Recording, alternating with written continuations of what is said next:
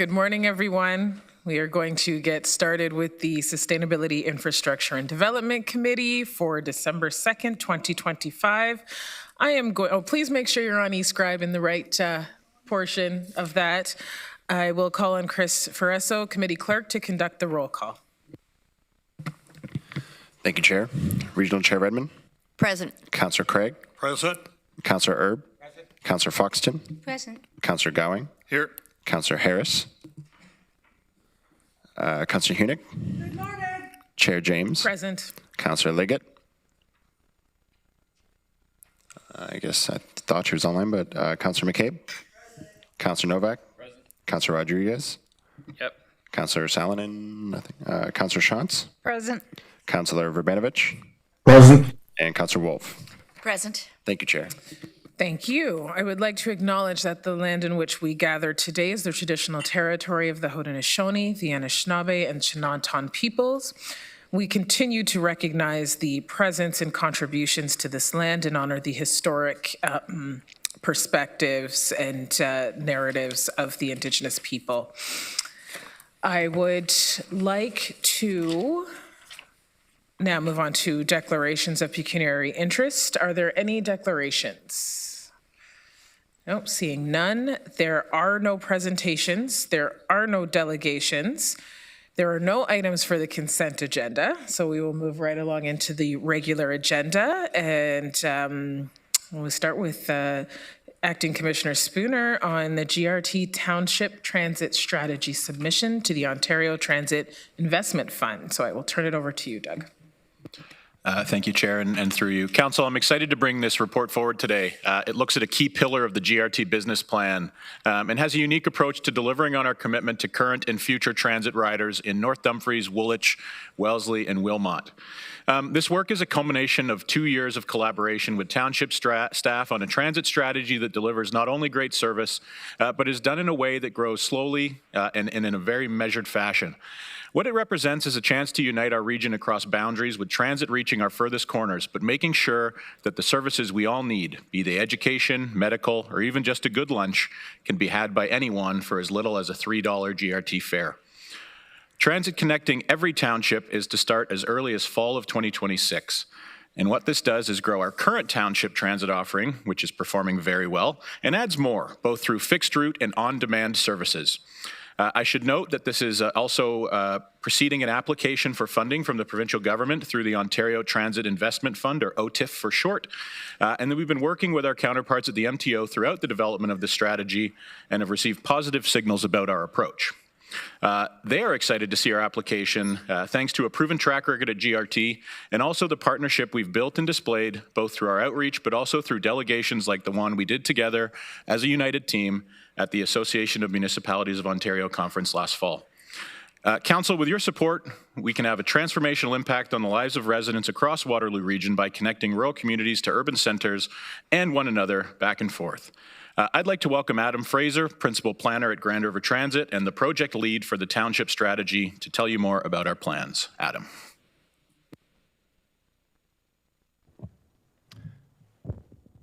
Thank you, Doug. Good morning, Chair James, members of Council, and our listening public. Thank you for the opportunity today and for working together to help make sustainable transportation an easy choice across the Waterloo region. We're here to share our proposal for an exciting funding opportunity, as Doug mentioned, the Ontario Transit Investment Fund, to make meaningful progress on our township transit strategy, which is one of the 3 pillars of GRT's business plan approved by Regional Council this past June. Next slide, please. I will briefly touch on our future township transit network to provide some context. Then we will go over key details of the fund using the acronym OTIF. Then we'll highlight how we've engaged with our townships to guide our work. Next, we'll share our proposal and phasing, and finally, next steps this month and into spring 2026. Next slide, please. An outcome of developing our township transit strategy is this map shown on screen, our future township transit network, including 2 main types of transit service. These are fixed route services where vehicles follow a consistent route and schedule every operating day. And this is what most of GRT's network currently is in the region. And on-demand transit, where this is a request-driven service where vehicles do not follow a fixed route or schedule. Trips are booked via phone call, app, or a web portal. GRT's Route 79 in Breslau is a local example of an on-demand service. So this at maturity map includes township on-demand zones that don't necessarily follow township boundaries. Rather, they try to better reflect travel patterns of residents for more convenient travel. A key goal here is to provide some form of transit to all Waterloo Region residents to better access essential services and employment opportunities. From Regional Council's approval of GRT's business plan in June, we've immediately shifted gears from strategic planning into implementation planning to prepare an application for the Ontario Transit Investment Fund. Next slide, please. And we are really excited about this since OTIF offers operational funding for existing and new rural transit service, covering up to 50% of total multi-year project costs up to 5 years, with flexibility on how the 50% is averaged over the project timeline. There's maximum support of 80% for year 1 and maximum support of 30% for the final year. Our recommendation is to submit a phasing plan guided by the Township Transit Strategy to meet funding principles: integrated, coordinated, and sustainable. Next slide, please. So developing the Township Transit Strategy included a series of township-specific virtual and in-person engagement opportunities. We heard from a range of folks in this process, and I would encourage anyone interested to have a look at our GRT Business Plan staff report and supporting material from earlier this year. We also have that up on our Engage Waterloo Region website. So through this past summer and into the fall, we continued working with township staff to consider how we could phase implementation, making sure we're catering to the needs of each township, and refine some service design details and really maximize our OTIF opportunity. Once we were confident in that work, we then presented our OTIF proposal and local impacts to each township council through November. Next slide, please. Our application phasing is as follows. Phase 1 for fall 2026 to launch new fixed route and on-demand services for North Dumfries and Woolwich townships, and expand existing services in Wilmot and Woolwich townships. Phase 2 for spring 2027 is to complete a commingling needs assessment. Commingling means using the same vehicles and drivers to serve both specialized and on-demand transit customers instead of serving them separately. This service model was identified in our township transit strategy as offering potentially meaningful cost savings for township areas proposed for on-demand service. And this assessment would inform how phase 3 is operationalized. So phase 3 then for 2028 looks to expand on-demand service to all townships, with our OTIF application seeking maximum funding, assuming no commingling. Our plan is to coordinate with the province on how funding is allocated based on new information and what we find through our commingling needs assessment, and then update our township stakeholders through the phasing. Next slide, please. Looking closer at phase 1, we are proposing many of the service improvements that we heard through our engagement efforts. For North Dumfries, a new fixed route from Ayr to Dune Station at Conestoga College, and an on-demand zone covering the township, both with weekday morning and afternoon peak service.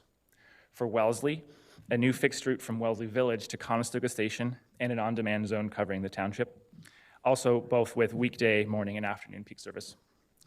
A detail worth noting is that both of these new fixed routes cover over 50% of those townships' population. Supported by the on-demand service, this approach offers great value from a coverage and ridership perspective. For existing services in Wilmot, Route 77 is proposed to get expanded weekday service and the addition of weekend service. And for existing routes in Woolwich, Route 21 would get later evening service for weekdays and Saturdays. And Route 79 in Breslau, expanded weekday service and the addition of weekend service. Next slide, please. Our recommendation today is for Regional Council to endorse our OTIF application, which we are prepared to submit on December 17th following the approval of Region's 2026 plan and budget. We anticipate receiving notice of funding in the spring, where we can provide an update on our service launch plans. And as a final comment, I just really want to thank our township residents and stakeholders and staff, township staff, for continuing to work with us on this, and also to our township councilors, township councils for making us feel welcome on our presentations through November. And thank you for seeing our vision and our opportunity with OTIF. Our transit manager of development, Kevin Marshall, is here as well to answer any questions. Thank you. Thank you. Okay, we do have a couple questions. Councillor Hunick? Through you, Chair James. Thank you, Adam. This is exciting. I do believe that every person in the region, be they township residents or urban residents, deserves transit that is reliable and effective. The on-demand service sounds very similar to the current model of Mobility Plus. Mobility Plus has a minimum delay of 3 hours. So if you call 3 hours in advance, you might be able to get a trip 3 hours later. I'm wondering if the on-demand service in the township would be the same or better or a longer delay. Through Chair James, I think the intent here is to offer really on demand as best we can. In some services, it may be a request, pick me up now is an option, or to schedule a trip for later in one day or for the next day, whether it's a few days in advance, or in some agencies may offer up to a week or two weeks in advance. So I think we would want it to be as available as possible, and possibly pick me up now option as well. If you could provide information to council as to what pick me up now looks like is that 5 minutes? Is that 30? Is that 60? That would be good to know. Again, through Chair James, it may be dependent on vehicle availability and what demand is at a certain time, which is part of the data we can collect to understand how to improve service over time.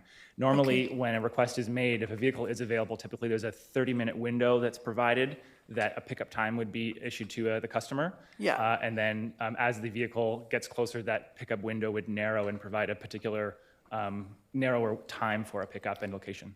Thanks very much. Thank you. Councillor Shantz. Thank you. Thanks for the presentation, and thanks for coming out to the township to present. The increased hours are great. I know people have asked for that for a while. And the flexibility in the new routes is a good thing as well. My question, I guess, or my concern might be that to ensure that as we move forward with it, that we are in fact able to make some changes if we need to. I know with the main routes, there was some difficulty with trying to get changes to them. So I just want to make sure that as we evaluate it and look at it, how it's working, that we're able to make those changes.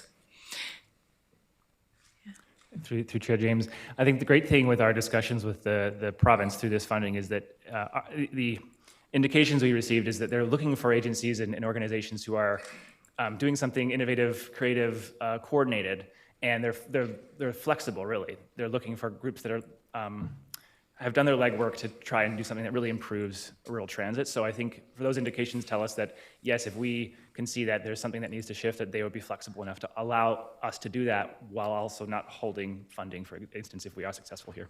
Thank you. Okay, thanks. And if I could have one more. I had someone ask me about, and I realize GO Station is outside of GRT, but there's a GO stop on Victoria Street, and they were wondering about it being moved or having one inside the town so people don't have to go down to Victoria Street.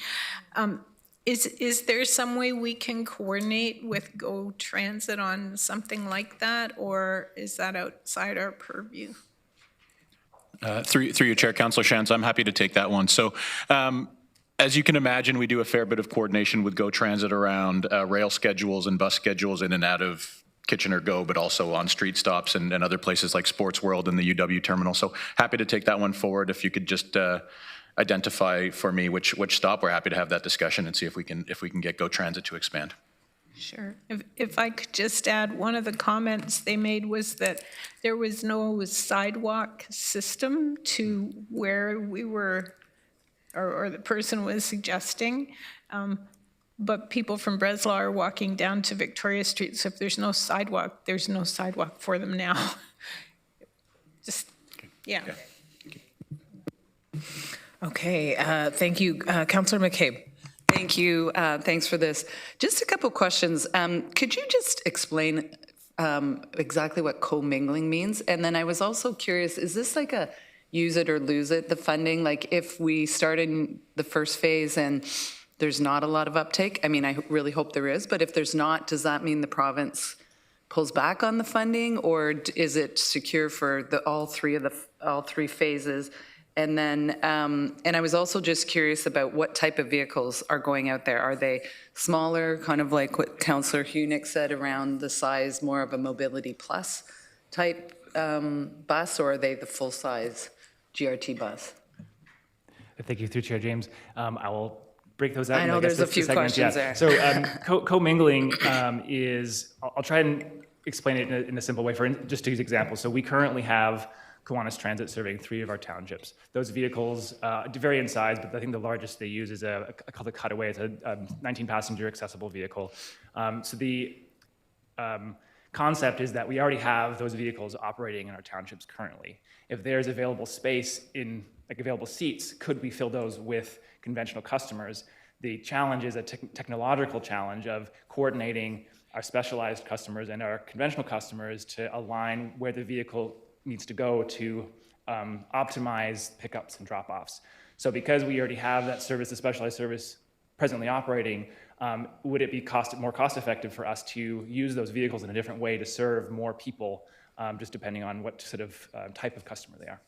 So, sorry, does that mean like this specialized service that's out there then could do sort of a loop in a certain area and bring people to where the set route would be?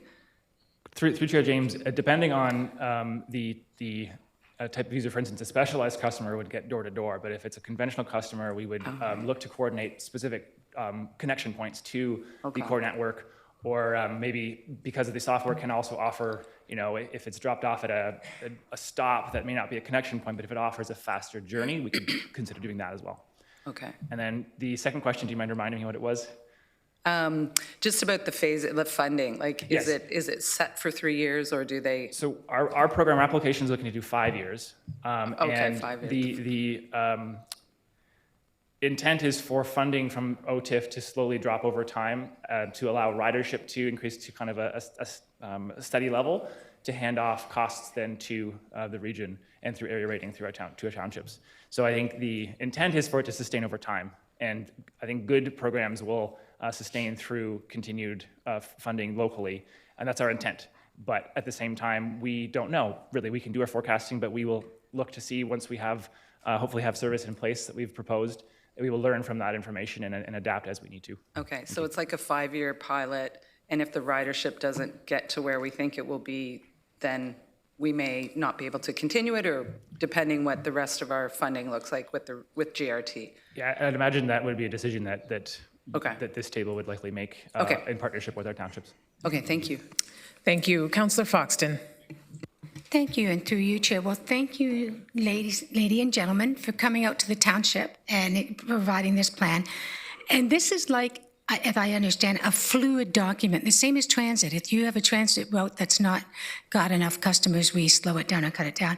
But so we're trying to find a workable formula for over the 5 years. Is that correct? Through you, Chair, thank you very much for the question, Mayor Foxton. Yes, this is our opportunity to, I'd like to frame it as, this is the best opportunity we have to de-risk introducing new transit services.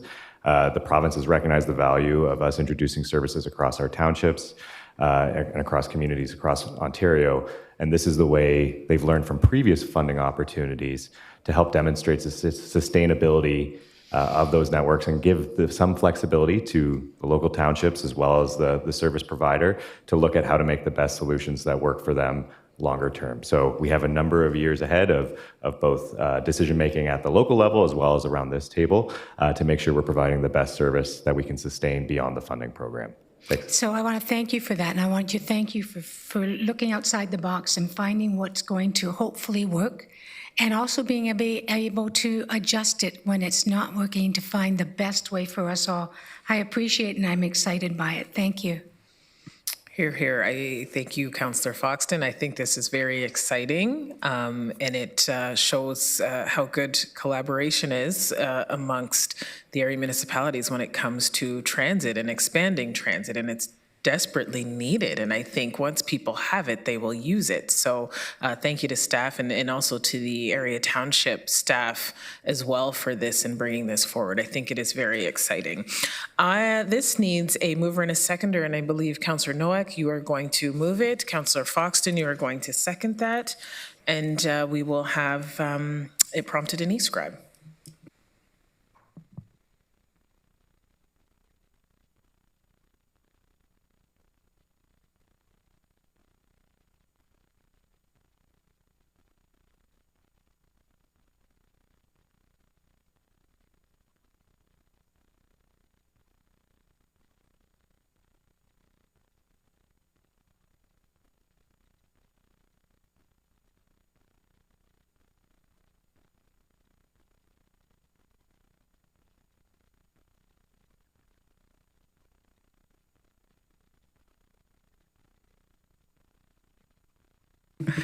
All right, that carries. Thank you again to staff for this.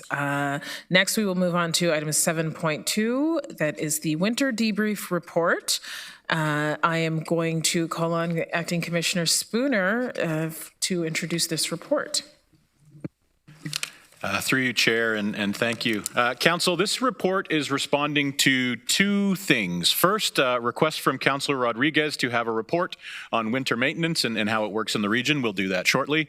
And the second was a discussion we had last year around this horseshoe during the major storm about significant weather events and snow event declarations and some confusion and our shared goals of simplifying communication to residents. And Councillor Verbanovich, you will remember bringing that one forward.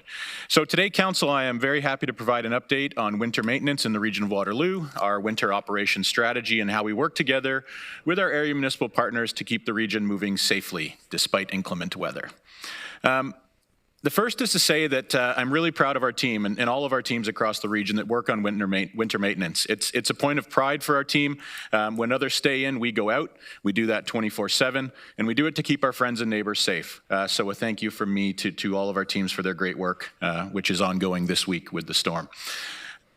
Next, Council, is to talk about who does what on regional roads and our shared roles and responsibilities. So regional winter maintenance activities within Kitchener, Waterloo, and Cambridge are managed under an area maintenance agreement.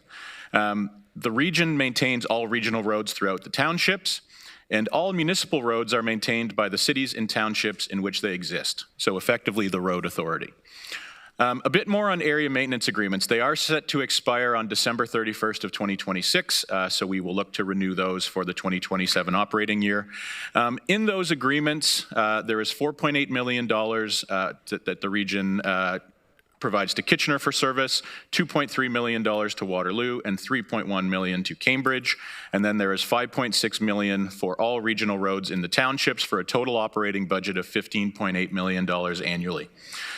Council, there are some real opportunities in our area maintenance agreements in our revisit in 2026. As you know, and we talk about, there is only one taxpayer, and so it's critical that we continue to find efficiencies in our operation and our shared services. The one that I think about often is bus stops. There is a separate contractor for bus stops than there is for sidewalks. Looking to solve other emerging problems, and we'll talk about some of them today, one of them being snow lift. As we take away space on our roadways and boulevards for on-street snow storage to put in things like bike lanes or the addition of an LRT, it means we run out of space to store snow on street, and so we have to lift it and move it to other locations. That is a challenge that is facing us now and we're continuing to address. But just to say, the work is underway and all of the teams are determining the path forward to make sure that we all together put our best foot forward. Council, next to talk about the two types of declarations that we see in winter. And you would have seen both of these this past weekend. The first is a significant weather event. So that happens when there is 20 centimeters of snow within 24 hours, when there is an ice accumulation of 20 millimeters, or when there are high winds greater than 60 kilometers an hour. So you could imagine these are pretty major storms. In this case, a significant weather event is declared by any road authority. In our case, the region would declare for regional roads in the townships, and the cities, as our maintainer through the area maintenance agreements, would declare for all regional roads in the cities. And then everybody will declare for their own municipal roads. Council, critical in communicating this one, a significant weather event simply means reduce travel or don't travel if you don't need to, in plain language. And it also needs a geographic tag. We're a big region, and so a significant weather event may not impact all of the region at once. I'll move now to a snow event. So a snow event is much different. It is a snowfall of 8 centimeters or more, so less snow. This is declared by cities and townships only, and the critical communication on this one is to not park on the road. There needs to be space for plows to get by and do their job. And again, there needs to be a geographic tag on that declaration to make sure that people know where they shouldn't be parking. Council, finally, I'm going to end my quick intro remarks with a video that we had produced together just to speak to how all of these partnerships work. And then Director of Transportation Mike Henderson, Manager of Transportation Operations David Pressey, and myself will be available for questions. Thank you. When the snow falls, we're working around the clock to keep our communities safe. We can't get to all the roads at once, so we have to prioritize, and that affects when we can get to your street. we follow the provincial guidelines for snow clearing. We start with major roads to allow emergency services vehicles to respond quickly. Next are secondary roads and bus routes, which help you get where you need to go. Then, residential streets are cleared after major and secondary roads. It's normal for residential streets to be snowpacked through most of the winter. If the snow keeps falling, we keep replowing major and secondary roads before we get to residential areas. During a declared significant weather event, avoid unnecessary travel as driving conditions are likely to be poor and it may take us longer to clear snow. During a declared snow event, the parking ban is in place so plows can effectively and safely clear roads. Move your vehicle off the road to avoid a ticket or being towed. Plowing snow is only one part of the job. In most cases, we're out long before the snow starts. Together, we can keep roads safe this winter. Check your area's website for more information.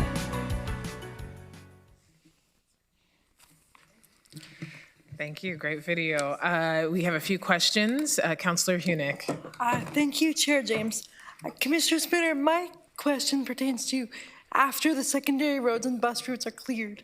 I have found, and several elderly residents and people with disabilities have contacted me noting that bus stops are often cleared, but there remains a snowbank at the side of the bus stop, which serves as an obstacle toward getting on the bus or accessing the street from the sidewalk.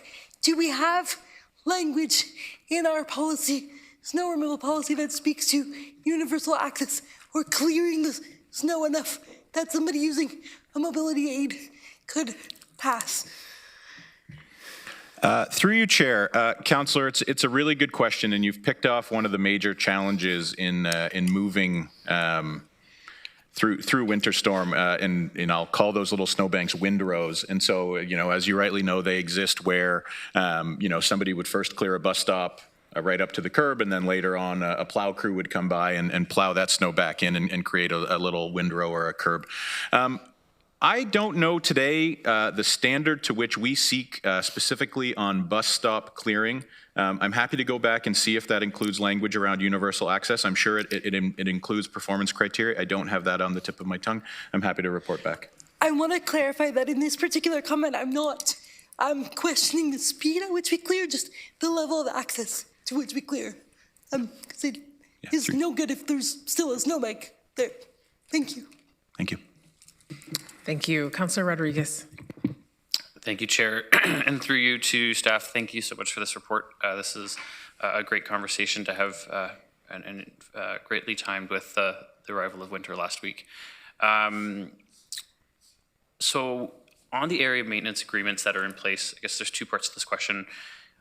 When we build a regional road, the area municipalities assume the sidewalks and the trails that are constructed along it, correct? And if that's the case, through the area maintenance agreement, does the region have the opportunity to set our service standard for that sidewalk or trail? Through you, Chair, yes. So in most cases, yeah, sidewalks and trails are assumed by our municipal partners. We do set the service level through the area maintenance agreements, but we're also pretty respectful of the resources and the availability there. That will be one of the points of discussion is, I can tell you today we begin clearing a bus stop after 48 hours. I don't have all the details in terms of how quickly our partners in the AMAs get to each of those pieces of infrastructure, but it is a point of discussion that we need to make sure we're clear on. Yeah, thank you. And I think I'd be really interested in that conversation. So can you confirm that we'll be having a conversation in 2026, probably in the heat of summer, before we figure out what that new agreement looks like? Yeah, through you, Chair. So an area municipal agreement, obviously an agreement between partners, but it is a contractual agreement, and so it will come to council with a series of recommendations about how we structure that from a regional perspective and the elements we want to include. So yes, we'll have that discussion. And as you rightly noted, it'll be 35 degrees outside and lovely, yeah. No, that's great. And then my final question through you, Chair, is just with respect to the ION. It's our most reliable route through the winter, which is great. But could you maybe speak to some of the practices that are in place to keep it operating, especially in that icy weather, and to make sure that the trains and everyone else on those roadways can keep moving throughout the season? Yeah, through you, Chair. So the ION, obviously a piece of unique infrastructure. We've had it in place for just over 5 years, so we're learning some lessons with our partners in Waterloo and Kitchener.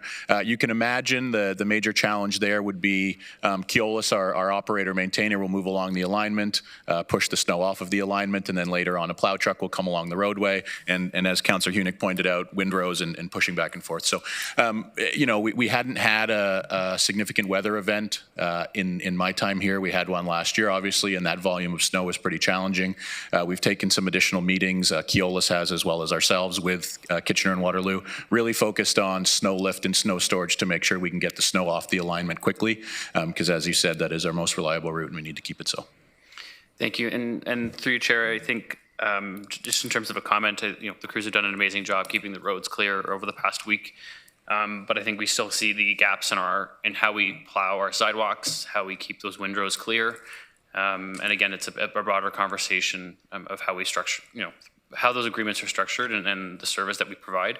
When you talk to residents who, have a baby in a stroller, say that they're basically homebound, for the several weeks or through the winter, that's not what we want to hear, or anyone who needs to be able to walk or roll. Those windrows are a huge barrier.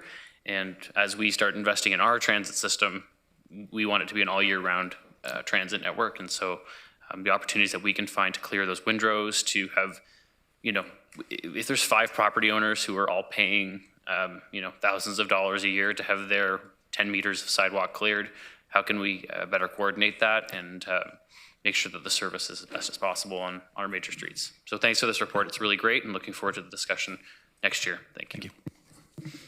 Thank you. Councillor Foxton. Just a few comments, if I may. GRCA said that we're going to have the exact same winter as last year, and it's already started. This heavy snowfall, the ground was not hardened yet, so and that was why we didn't have flooding, because the frost never set in last year, and so the water permeated into the ground. Interesting, Vincent's equipment in North Dumfries and Ayr takes a lot of the road snow from you guys. Interesting that the snow hadn't completely melted by the summertime.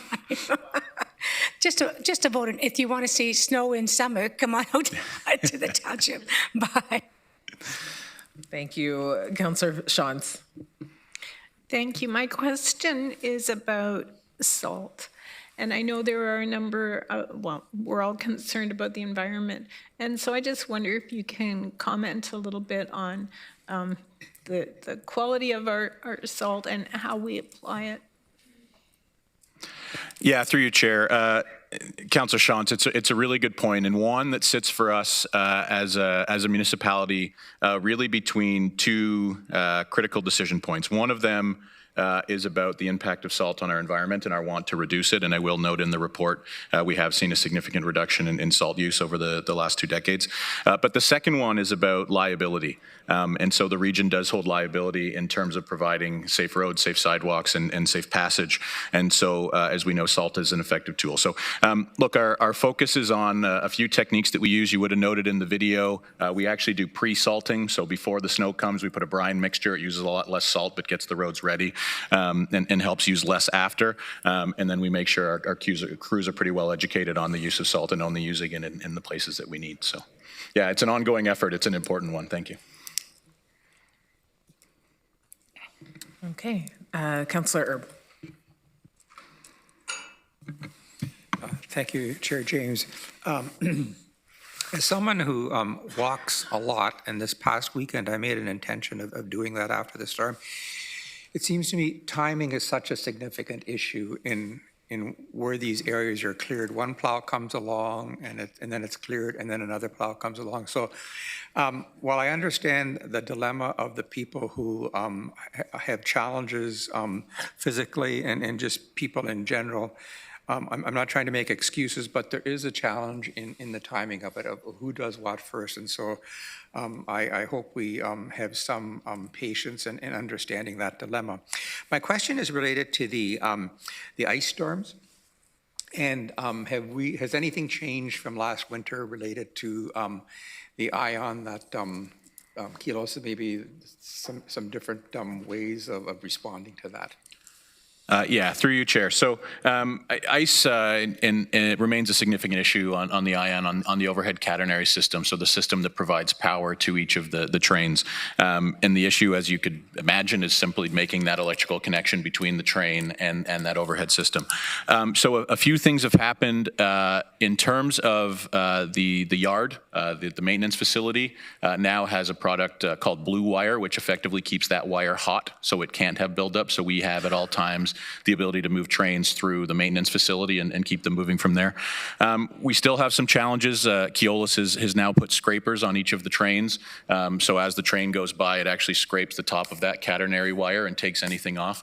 So our challenge now is actually not where we get significant ice buildup, because that scraper can grab that ice and pick it up. It's where we get really light dustings of ice, and there's nothing for the scraper to grab. So we're still facing some challenges in the south end of the system as we approach into Fairway. Keolis is aware, we're working with them on it, and looking to maintain that 98% on time delivery. So it's a known issue for us, Councillor. We're continuing to work on it, but yeah, there's more to come on the winter plan. Is there, will the technology have improved, obviously, by the time we get to Cambridge, that it may not be a problem? Through you, Chair, yeah, so, the technology will likely be similar to what we have today, but again, lessons learned, we talk about a lot, lessons learned from stage one, so we'll have some sections, especially around the river crossings, where we're in exposed spaces, where we may choose to put that hot wire in places where we wouldn't have done in stage one, simply to solve this issue. So, might not be a technology change, but it is a new piece of technology that we've implemented and we know how to use now. Thank you. Thank you. Thank you. Councillor Craig. Thank you, Madam Chair. I think the road crews are probably one of the most underappreciated groups we have working for us, with a very difficult task, always on very difficult days. It's just some interesting, I'd just like to make a couple of comments in general, which is not going to take us anywhere. But things we come across over the years, we talk about salt and the environment, but we don't talk about windshield wiper fluid and the environment, which has a tremendous impact. With regards to sidewalk clearing, and I walk a lot too, as Councillor Erb knows, it's a difficult maneuver, and depending on the different days. There is a community in Scandinavia that makes all its staff clear the sidewalks first, and then they do the roads, which is really interesting. I don't know what their accident rate is. And finally, just as a comment, my son bought a house, and he's complaining about the sidewalk clearing and the bylaw. So we got a copy of the bylaw, and unfortunately I had signed it when I was mayor. So anyways, I found that out. But anyway, just as interesting comments. Thank you, Madam Chair. Thank you, Councillor Craig. Chair Redmond. Thank you, Chair James.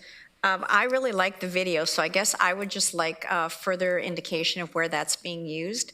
And for the second part of the same question is, I hear PSAs on the radio talking about salt and being judicious in putting it down, and I'm just wondering, do we do outreach or education at all to private snow clearers and services that people use, letting them know that it's bad for the environment if they use too much?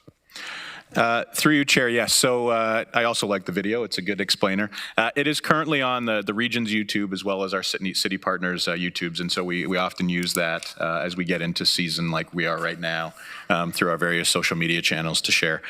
In terms of the PSAs on the radio, so yes, so our transportation group doesn't do this, and so I may be a little off in how I describe this, but our water services group does do salt assessments, and so private firms can reach out, and again, I don't have the website at the tip of my tongue, but we can do an assessment of their salt use and better strategies to do that, to reduce overall salt use, which obviously there's cost savings in that, but also making sure we address the other side, which is that liability element and keeping people safe. So, Councillor McCabe. Thank you. And just to Chair Redmond's question, we did pass a motion, I think about a year ago, around smart use of salt and requesting the province if I recall, there was a presentation from the Landscape Ontario, because there's a regulation that we've been asking the province to change, that the small business owners and contractors who distribute the salt are asking for as well, because it will actually save them money and time and help them with their better monitoring and management of salt. So just wanted to remind us of that.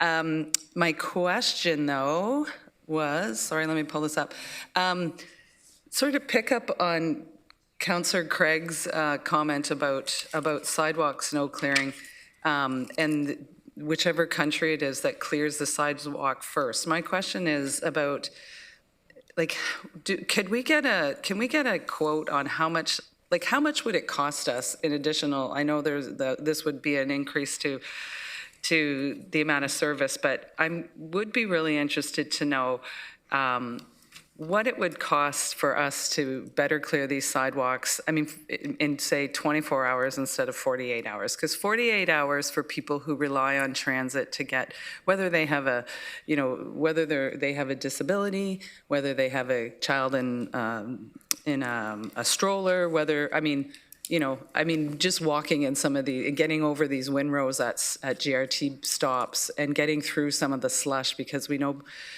people don't clear their sidewalks properly, but clearing them where the region and the cities have responsibility, really is a priority for a lot of people, because, there's a lot of people that this is their primary mode of transportation, and not having access to it for 48 hours is incredibly disruptive. So I'm just curious if we can get that number so we can think about that during this budget process, but if not for this year, at least we can think about it for future.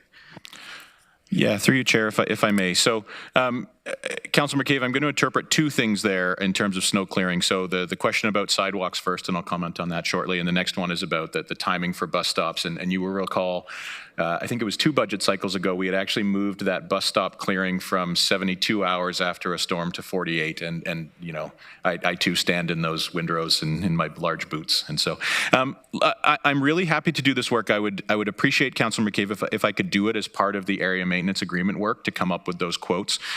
There's 2 potential challenges I can see in there. The first is the number of times we would move snow. So if we started with sidewalks, we would likely have to do them again. So that's just a doubling of surface. Not we can cost it. The second one is about the minimum maintenance standards. So that's the provincial regulation by which we need to maintain roads. And effectively, if you think about it, you maintain roads from the inside out.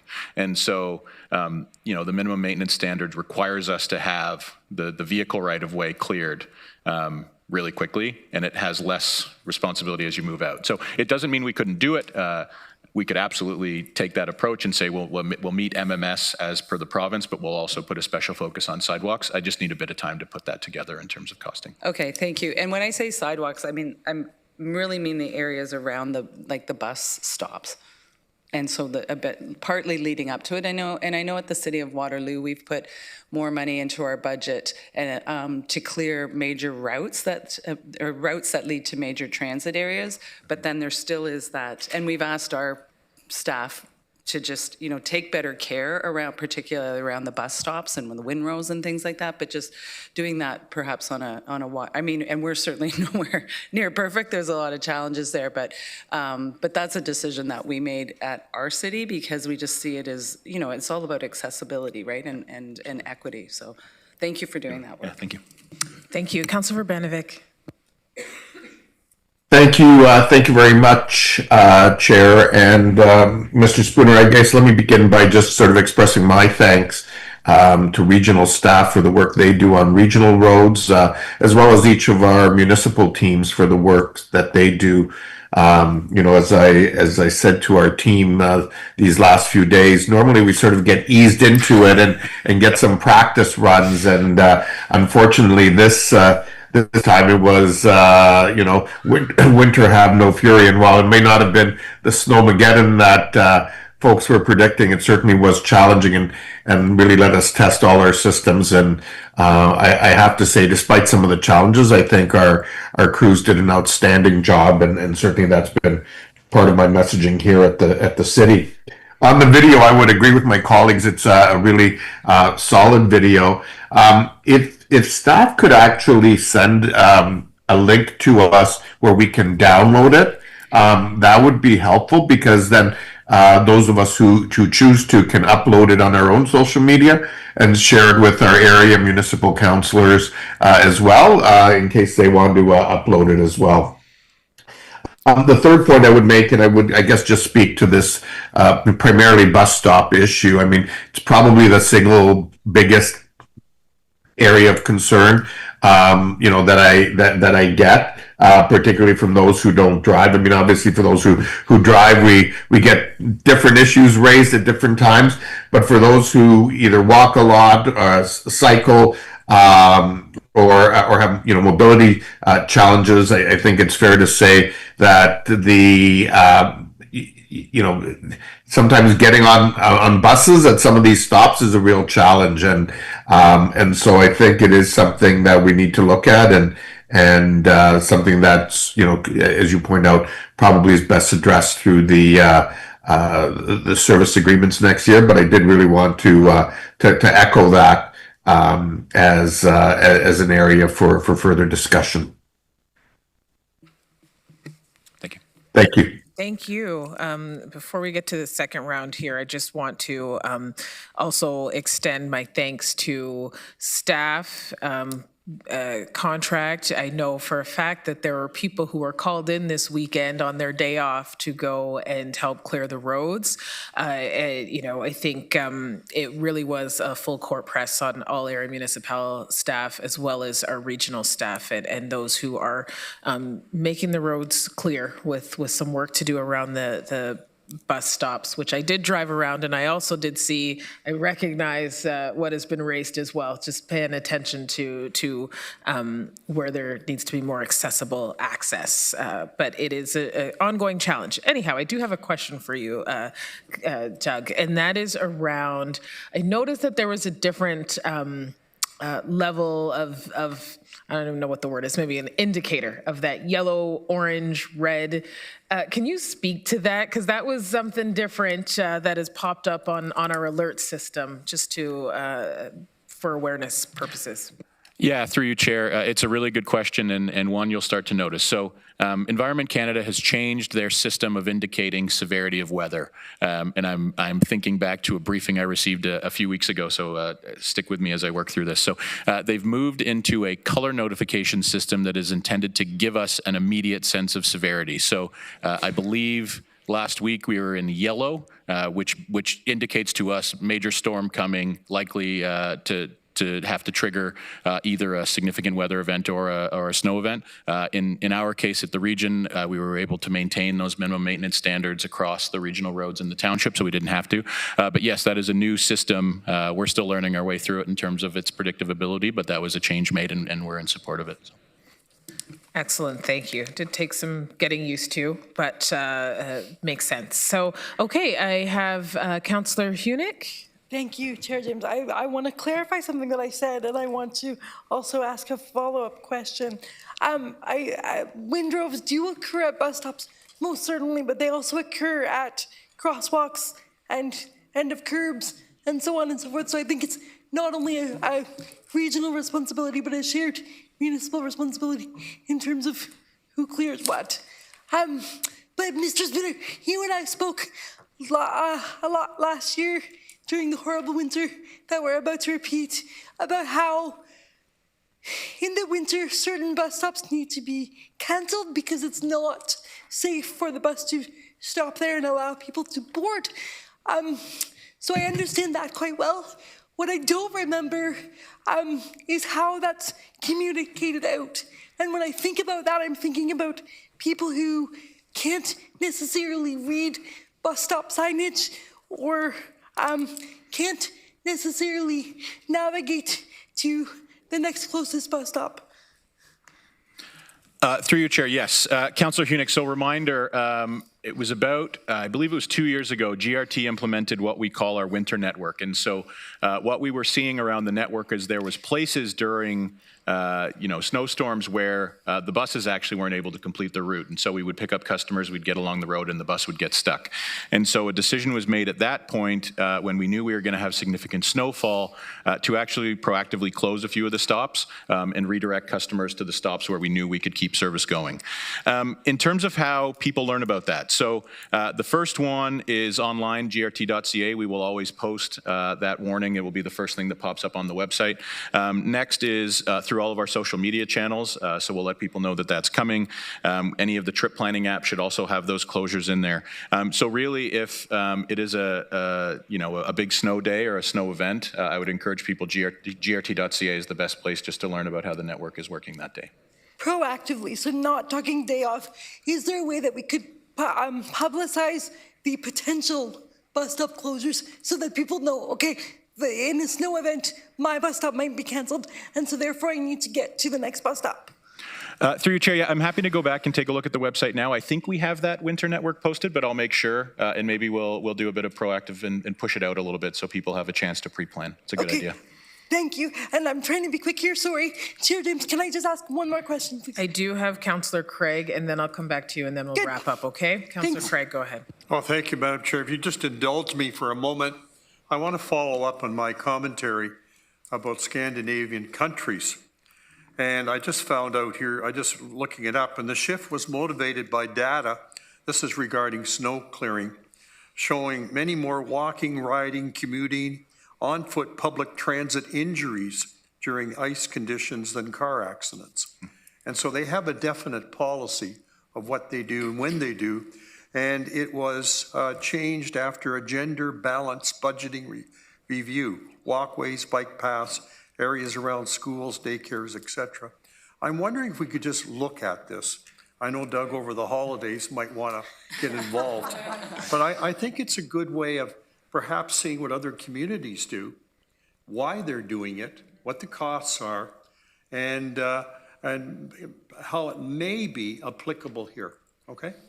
Thank you, Madam Chair. That's fair. Thank you. You have that noted, Doug. Thank you. Councillor Hunick? Thank you, Chair James.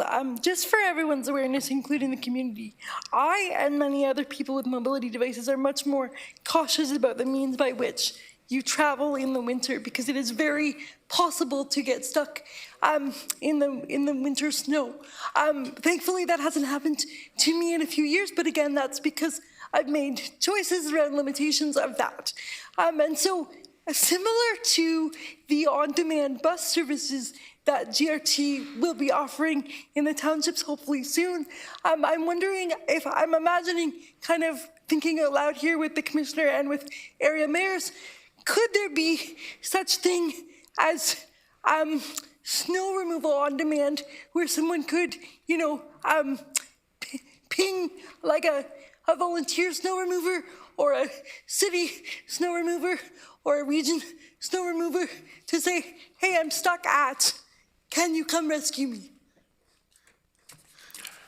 Through your chair, put simply, yes. I don't think we're set up for that today in terms of, a responsiveness. Most of the routes are planned and done in order. I'm happy to take a look at it. It's really interesting. I know I've seen in other jurisdictions, sidewalk sponsors or folks who take on a bit of an extra role. And really it's getting after those small gaps in, well, they're not small, they become significant, but the gaps where, a plow and a sidewalk, aren't quite getting clean. So I'm happy to take a look at that, Councillor Hunick. It's an interesting idea. I don't know how we'd execute it, but again, happy to take a look. This is one of those situations where I don't know what will work, how it will work, but I'm wondering with you all. Thank you, Councillor Hunick. We'll take that away. Councillor Urbanovic? Thanks, Chair James. And I did just want to actually speak on that last item. Well, that formal program, that kind of formality of a program doesn't exist. As Mr. Spooner indicated, there are a number of things that are available. Obviously some folks go the route of hiring outside contractors to help them with things, particularly as they relate to their properties. But there's also different municipalities in the region have different programs in place. Some where you can actually apply to get work done on a lower cost basis. Through our Love My Hood program, we actually have a Snow Angel initiative where we have good neighbors who help others clear their driveways, sidewalks, and walkways of ice and snow. And that information can be found on our Love My Hood website. And so, some of those initiatives do exist. I know the Working Center, for example, does have a team that's available for fairly low cost to be able to assist with things as well. So those are some of the things that are in place and that, those who are listening to our council meeting may find beneficial and interesting. Thank you. And just to add, I was going to say, based on some of the comments, it takes a village, and we are villagers in the village. So sometimes, those with those snow plows that love to use them, I think this is one of the areas too. If we have a stop that is nearby, just doing that little extra step, if you're doing the sidewalk for your neighbor and there's a stop there, I think this is one of those where villagers need to help out as well. And then I will also add that I think I was just looking it up here. Community Support Connections has programs. So I think things exist. Maybe it's the awareness piece, and then also where can we all as community members lend a helping hand, especially for accessibility around some of those stops, and those that like to use their snow blowers get that little extra momentum there. So thank you. I think this has been a very fulsome discussion, educational. The video is great. And to all of those crews who are out, who are, on standby, who were out this weekend, and, if we see the same winter that we had last year, who are ready to answer the call, thank you very much. Okay, there's no recommendation. That was for information. We will move on to, where are we now? Item 7.3, the tax increment grant. I will call on Commissioner Rod Regier to introduce this report. There is a recommendation on the floor, so I will need a mover and a seconder. Yeah, thank you very much, Chair James. I'd like to provide an introduction to both of the next two reports, as they're essentially the same, and they're with addressing the same opportunity and challenge with two abutting properties. The first is 120 Victoria Street South, and the second one is 108 Garment Street. These are properties that have now been fully redeveloped in downtown Kitchener. The recommendation is to approve a tax incremental grant from the region in the amount of $656,000 with regard to 120 Victoria Street and $745,000 with regard to 108 Garment Street. So the reason this is coming forward now is that the province has recently amended the Planning Act to allow for the region to participate once again in tax incremental grants and community improvement plans.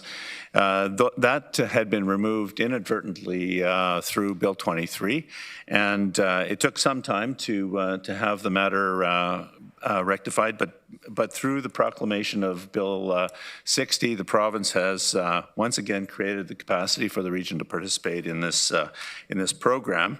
I would like to put a little bit of context around these decisions, because I think it's really important for us to recall why we're doing this. In the region of Waterloo, we have a rich industrial legacy, and one of the impacts that we've had over the last 150 years of industrial activity is some contaminated soils and groundwater in our urban centers. And the tax incremental grant for brownfield remediation is designed to help level the playing field for some of these properties, bring them up to a standard for development which is acceptable and safe for residents and for businesses to operate, and to encourage intensification. Without a tax incremental grant in this nature, it's possible that these properties would stay vacant for an extended period of time, decades, in fact. And so the program has been really important in mobilizing investment for properties that might have otherwise been stranded. In our case, we've seen, since 2007, when the region implemented this program, we've seen 22 major projects move forward. The result has been about about $50 million in regional investment in offsetting the cost of the remediation for these projects. But the result has been approximately $1.5 billion in investment in reurbanization of sites in the center of our cities. It's resulted in over 4,800 residential units and approximately 1.5 million square feet of non-residential development. So that would be commercial or industrial development. And just to put this into context, before our pre-remediation, pre-development tax benefit from those properties, which had largely been abandoned, would have been in the amount of about $450,000 a year. Post-development, the regional tax levy from those properties would have been in the amount of about $8.6 million. So it's the uplift in the value and the uplift of the tax revenue, which we are rebating through this program to developers that have remediated contaminated sites. And the benefit, of course, is much higher use of land in our urban centers. It's additional tax revenue indefinitely, and it's much more efficient use of infrastructure in the region of Waterloo. So I think this has been a very powerful program, and we've seen a lot of great outcomes. These are the first two properties which we will be bringing forward in about a year since Bill 23 had been enacted, but there are a number of other properties that are in the queue. So just once again, what we're asking for is this is a recommendation to proceed with an allocation of a grant.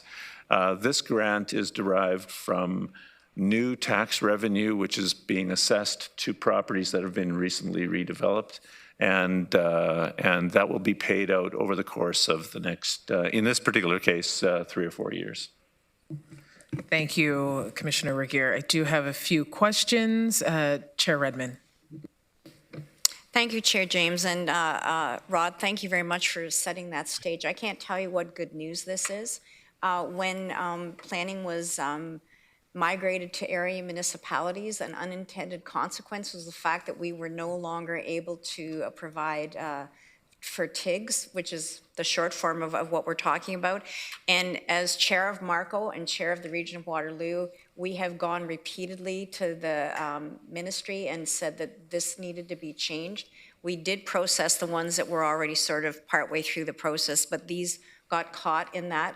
So there's very rarely a committee day or a council meeting that it doesn't come up about working with our provincial partners. I want to tell you that this is good news because they have rectified this, and this was a problem for all upper tier, two-tier municipalities. So this is a great announcement. Chair, I would be happy to move both. I know that they're individual, but I'd be happy to move these and move forward. When I was at Habitat for Humanity, I can't tell you what an incentive this was to look at, as Rod talked about, our industrial legacy. We just called them contaminated sites, but it did give you the incentive to clean up and move forward. And obviously it has a huge financial and economic impact for the region.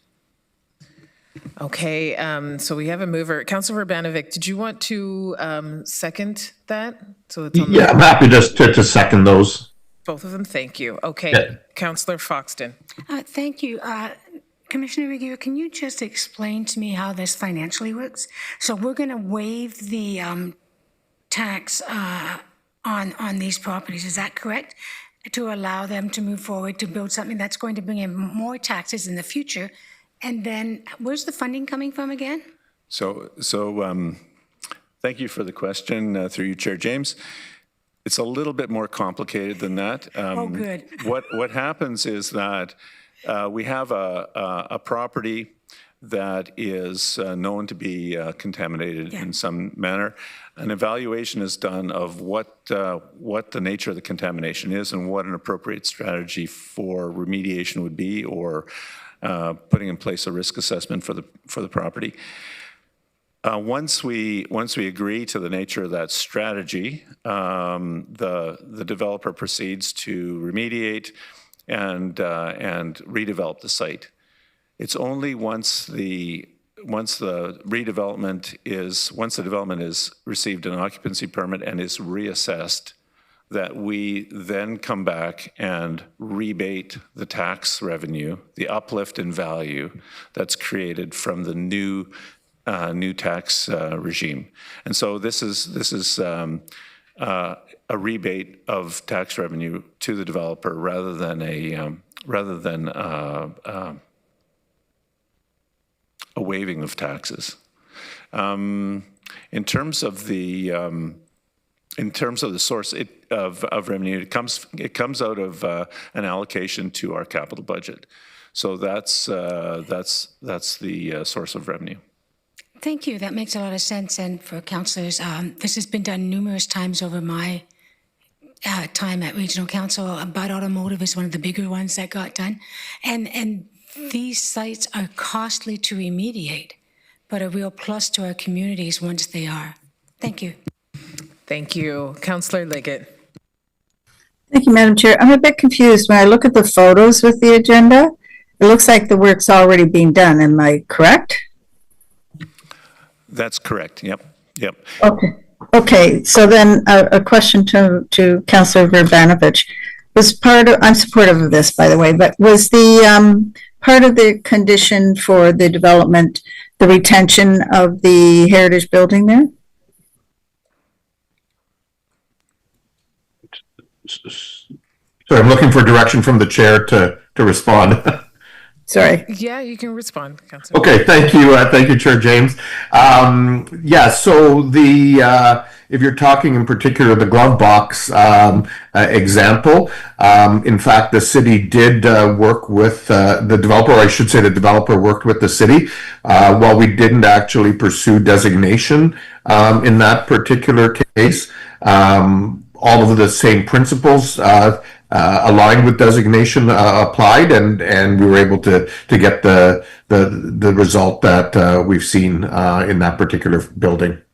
Well, wonderful project. It's good to see that happening between the developer, the city, and the region. I'm so supportive of this. You're very lucky to have retained this building. Thank you. Thank you. Councillor Salonen. Thank you. Through you, Chair. I'm also supportive of this. I think TIGs are great. I did have a question, though, Commissioner. How is this different from the brownfield remediation program that we ended? And I'm speaking in reference, I know that it ended because we had that one developer from Wilmot come forward who was trying to appeal the date that the province actually posted their site remediation online, and this council decided to turn it down. So I'm just trying to understand what the difference between these two programs are. Yeah, thank you for the question through you, Chair James. If my memory serves me correctly, the key consideration here was that we do not. I think we used to have a program. And I will ask Amanda to back me up on this one. We used to have a program whereby there was an exemption for development charges as a part of the brownfield program, and that exemption was actually ended about two and a half years ago. And there were a number of it was gradually phased out, starting with the the current background study for development charges. It was a very expensive but effective program. But we phased it out, and I believe that particular development came in just after the conclusion of the program. Amanda. You've really covered it, Rod, but I will just add that this is specific to the tax increment grant program. The site that Councillor Solonen is referring to was referencing the brownfield RDC exemption, which, as Rod mentioned, has been phased out as part of the 2019 RDC bylaw. So it was deemed not to be eligible, but the Township of Wilmot does not have a TIG program currently. And that's fine. And it wasn't exactly about that site in particular. It was just, I know that site had an example of something that we had gotten rid of. So I was just wondering the justification for getting rid of that program, seeing how successful the TIGs have been with bringing in investment. I was more so curious on that end, again, not site specific. I was just bringing it up because I couldn't remember exactly what it was. And I know that one property was when we dealt with it. Yeah, and through you, Chair James, the rationale was really the cost of the RDC exemption, that the region has to fund that, whereas, as Rod explained, the tax increment grant essentially funds itself through the tax base.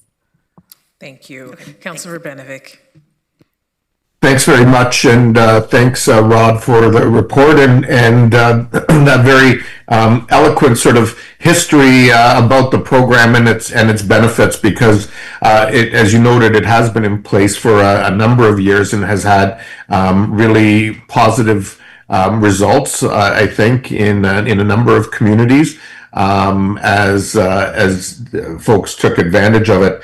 I too am very, very happy to see this moving forward because a number of the projects that I know staff will be bringing forward are ones that were built around the understanding that this program existed both at the local and regional level and built their business plans around it from that perspective.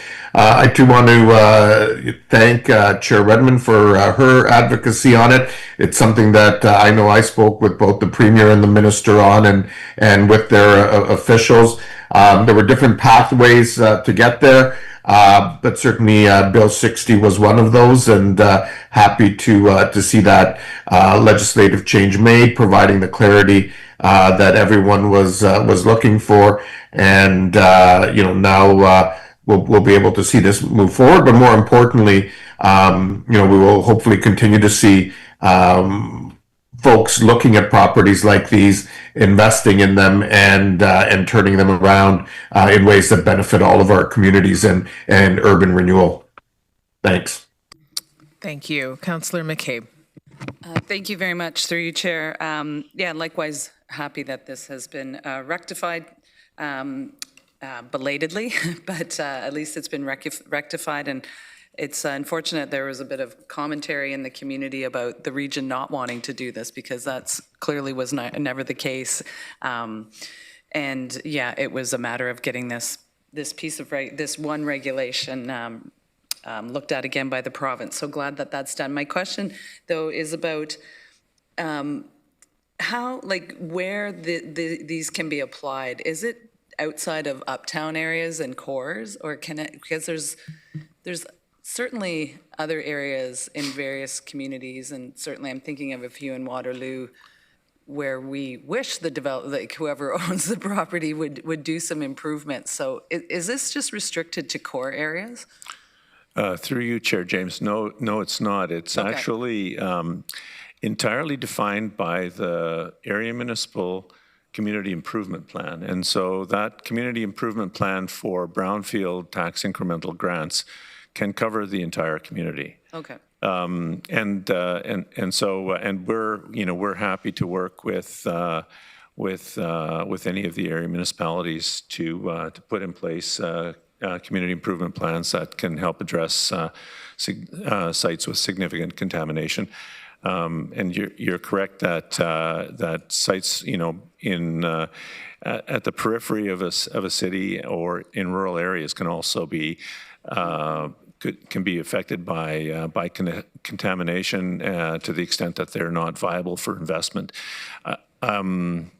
I would say the key issue, however, is that the redeveloped scenario needs to generate increased assessment in order for the program to work financially. In other words, it's really the uplift in the value of tax revenue that we rebate to offset the remediation costs, and so sometimes that uplift is a little harder to achieve in a rural or industrial context. But certainly, it's very easy to do that in an urban context where you're moving from vacant land essentially to medium or high density residential or mixed use development.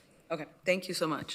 Thank you. Okay, I see no further questions. We do have Chair Redmond, you have moved it. Councilor Urbanovic, you have seconded this, so you will be prompted in e-scribe. And we're going to do them separate. There's another one, but we'll do them separate.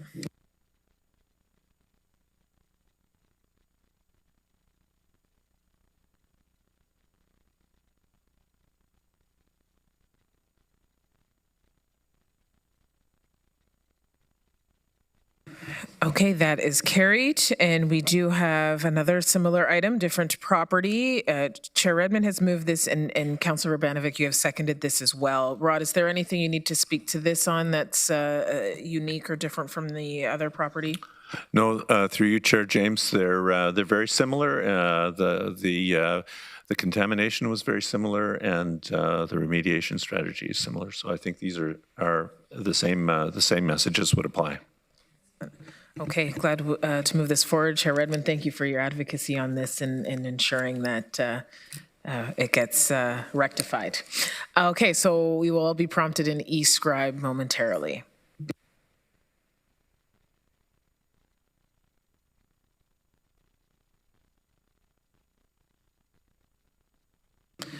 Okay, and that carries. Okay, so we will now move on to where are we here? Okay, information correspondence 8.1. The council tracking list has been received for information. Other business, we do have a notice of motion from Councilor Rodriguez that's listed on the agenda. Councilor Rodriguez has moved it. Do you have a seconder for your motion? I'd welcome a seconder. Okay. Councillor, looking over here first. Councillor Gowing. Okay, so yeah, your motion is on the floor. You can speak to your motion, Councillor. Yeah, thank you, Chair. And Council, you'll recall conversations that we had a few weeks ago about information regarding the changes to specifically the recycling collection as a really a core municipal service that we've provided as a premier offering for so many years.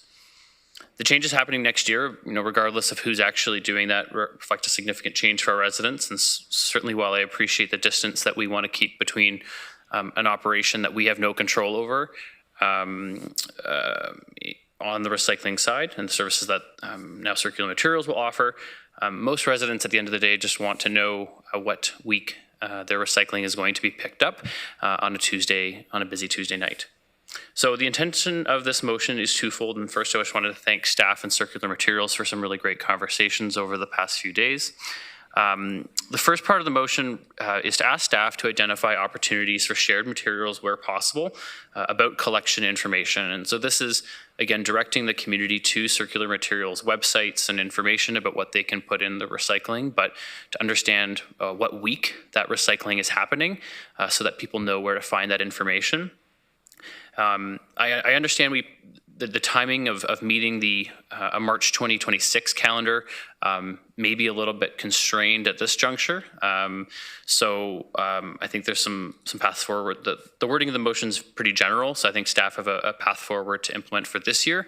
But I'm hoping that for looking into 2027, we can have some more conversations both between the region and Circular Materials about some type of shared calendar.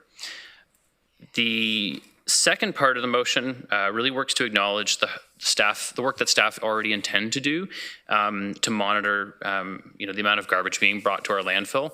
I personally have pretty serious concerns about what a change to biweekly recycling will do to recycling habits, and that ending up in our landfill, which becomes then our responsibility. So we have no say over this program, that then we are managing this product. And so the second part of the motion asks staff to come back to council in Q1 of 2027, so about just under a year of service change, to understand what we're seeing as changes at the landfill, but also to changes and what we're hearing at our Service First call center and through other communications channels.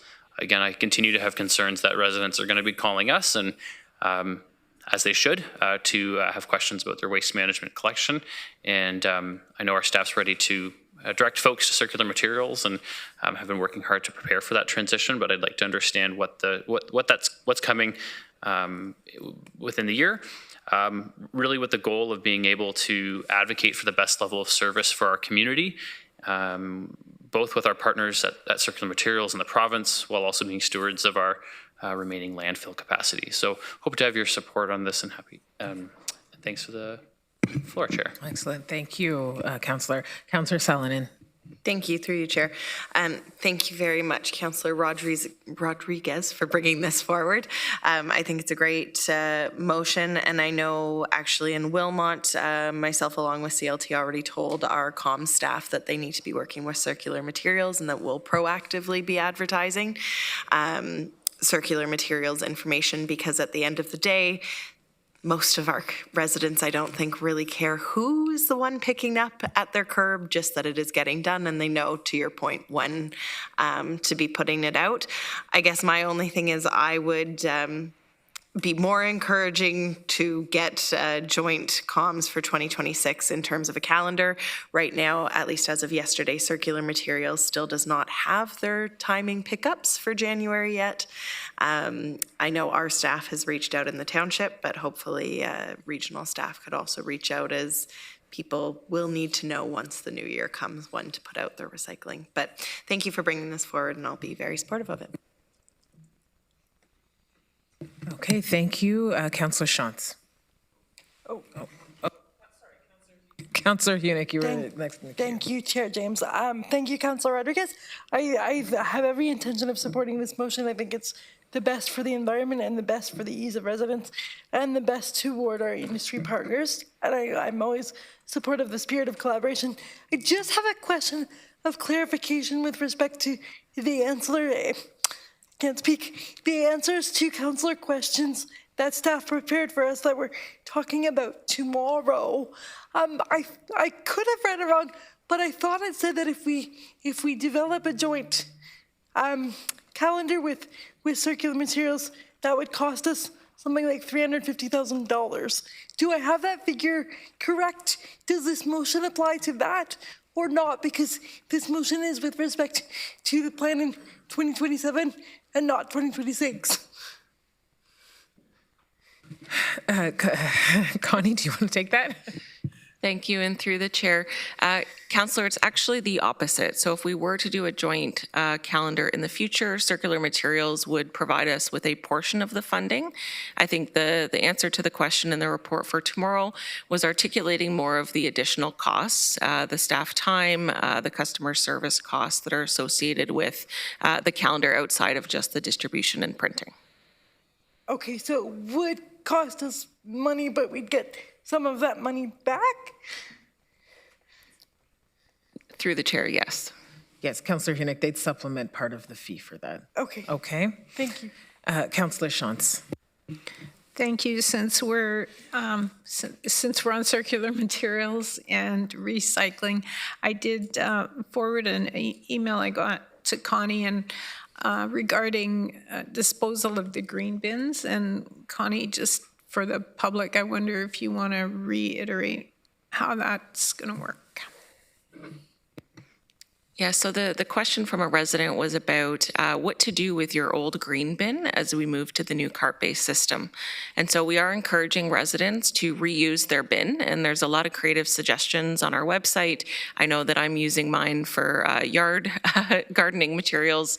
If residents aren't able to reuse their bin, we will be advertising some upcoming events. There'll be one in each area municipality where residents can drop their bins off for recycling. If residents choose not to drop their bin off for recycling, there's information on there around how to put a sign on it in the new year for bulky item waste collection. Thank you. Chair Redmond. Thank you, Chair James. I was just going to ask Connie if she had any comment on the motion before us.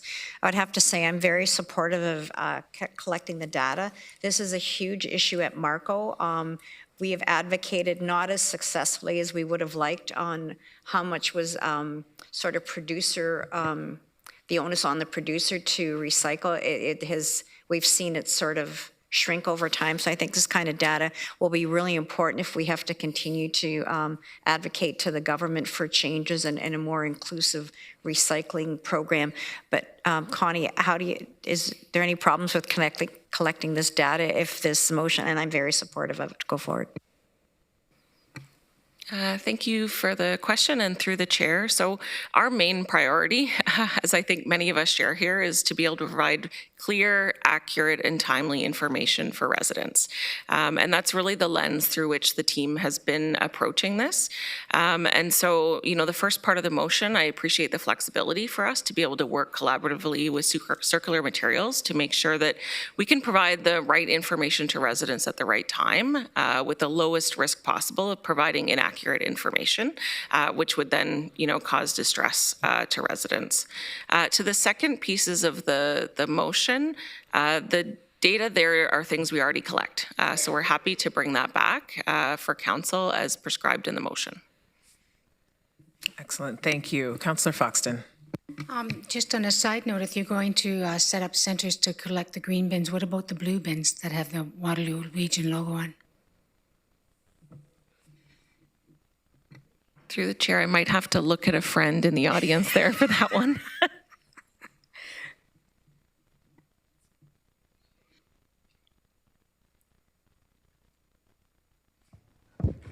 Morning. So just to follow up on the question through the chair about the collecting of blue boxes. So the region is no longer responsible for collecting any broken or replacement blue boxes.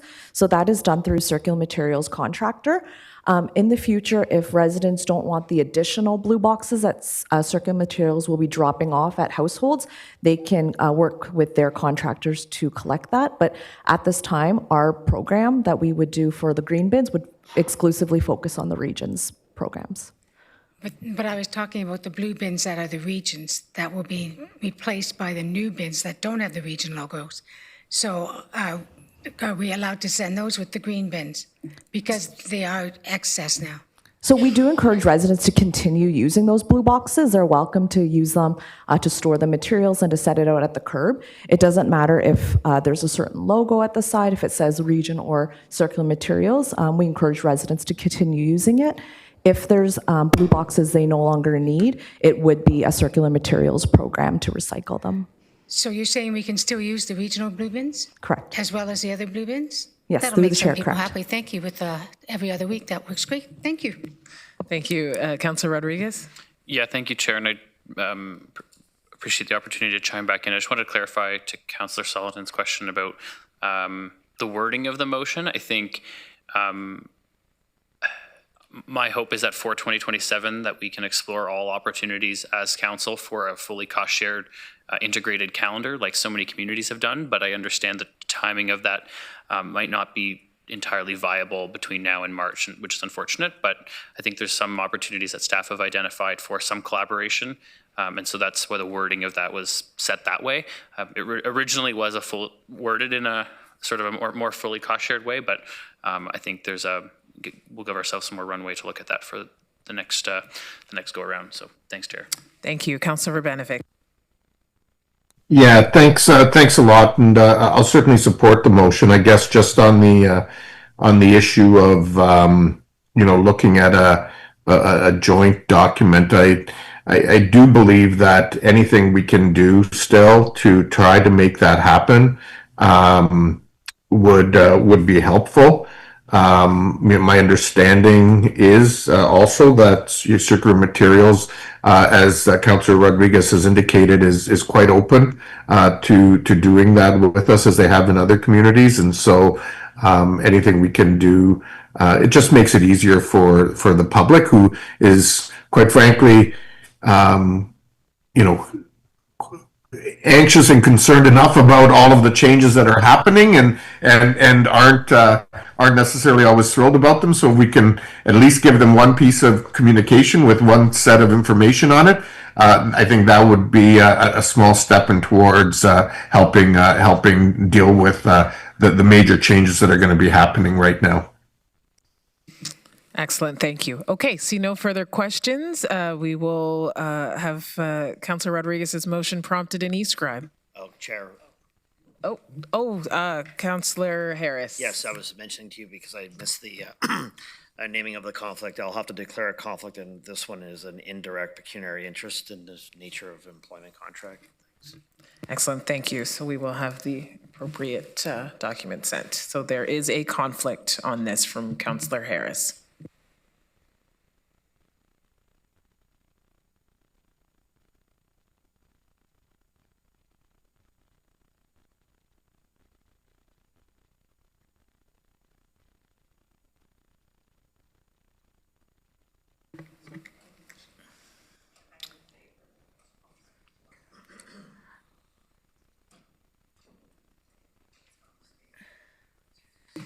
Thank you. Okay, other business? Councillor Wolf? Yes. Through you, Madam Chair. Question for Acting Commissioner Spooner. I was hoping that the Christopher bus in Cambridge can loop down through Churchill Park. I was at the Cambridge community table the other night and noticed how long a walk it is to the arena where Cambridge is and where they hold the community table. And they were saying that since now it's dark at 5 o'clock, they have fewer seniors come to the table. And they said they'd asked, people had asked before if the bus could just do a loop into the arena, and they have been unsuccessful. But I was hoping maybe we could look at it again, because it's a very long, cold, dark walk into the arena. And we have different programs run by Cambridge. And on Fridays, they have the community table. And it would be very helpful if people could access it. Through you, Chair, happy to take a look, absolutely. Okay, thank you. Thank you. And I just have one other business, and that's for Councillor McCabe. You have something?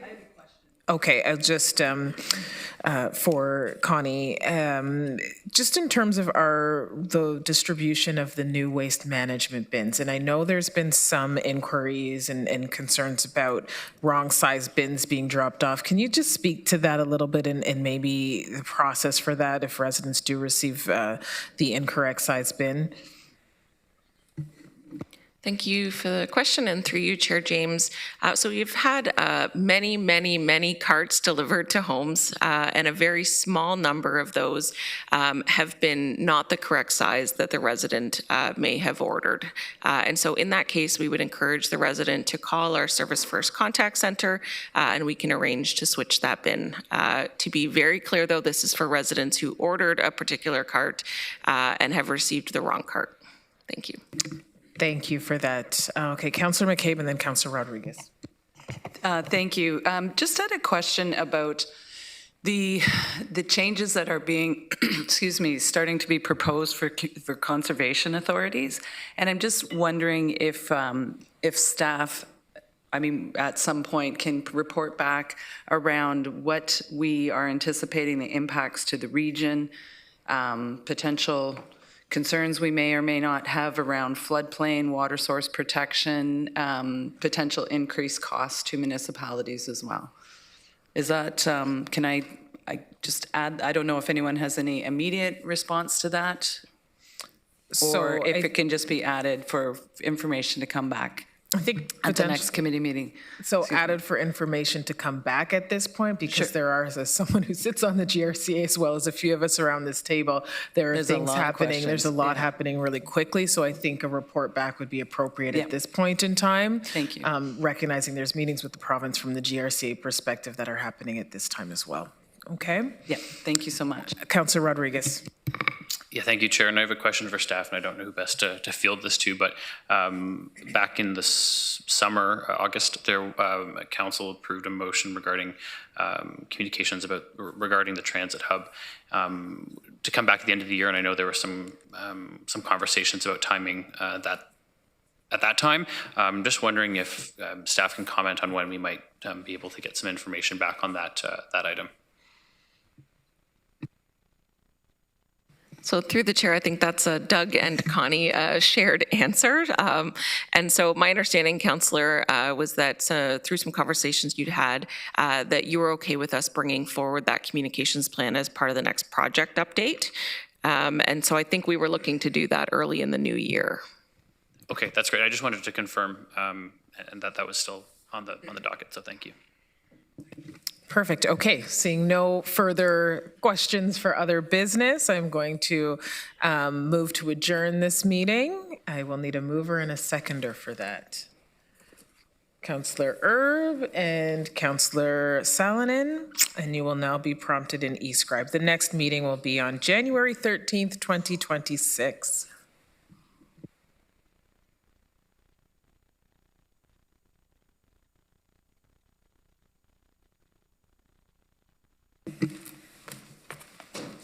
That is carried.